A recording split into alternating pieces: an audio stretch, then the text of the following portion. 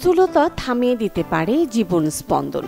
উচ্চতা অনুযায়ী ওজন ঠিক আছে কিনা তা থেকে স্থূলতার ধারণা পাওয়া যায়। তবে উরুর মাপের সঙ্গে কি স্থূলতার এবং আয়ুর কোনো সম্পর্ক আছে? সাধারণভাবে ধারণা করা হয় মেদ বা চর্বি মানে স্বাস্থ্যের জন্য ক্ষতিকর। আদতে বিষয়টি এমন নয়। উরুতে যে মেদ থাকে তা জমা হয় ত্বকের নিচেই, আর ত্বকের নিচে যে মেদ থাকে তা থেকে অ্যাডিপোনেকটিন নামের এক ধরনের রাসায়নিক নিঃসরণ হয়। এই রাসায়নিক প্রদাহ কমাতে সাহায্য করে, ফলে হৃদরোগ ও ডায়াবেটিসের ঝুঁকি কমে। অন্যদিকে পেটের ভিতরে থাকা বিভিন্ন অঙ্গ প্রত্যঙ্গের আশপাশে জমা হওয়া মেদ হৃদরোগের ঝুঁকি বাড়ায়।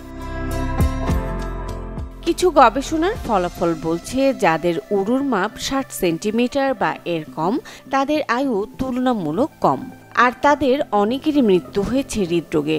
অন্যদের তুলনায় তাদের হৃদরোগে মৃত্যুর ঝুঁকি বেশি।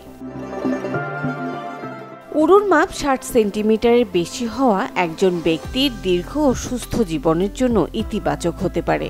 গবেষণার ফলাফল বলছে এমনটি। তবে উরুর মাপই শেষ কথা নয়। দীর্ঘায়ুর জন্য সবসময় স্বাস্থ্যকর জীবন চর্চাকে উৎসাহিত করা হয়। দীর্ঘমেয়াদী রোগের ঝুঁকি কমাতে শরীর চর্চার বিকল্প নেই। মুনিয়া মুস্তারি, চ্যানেল 24।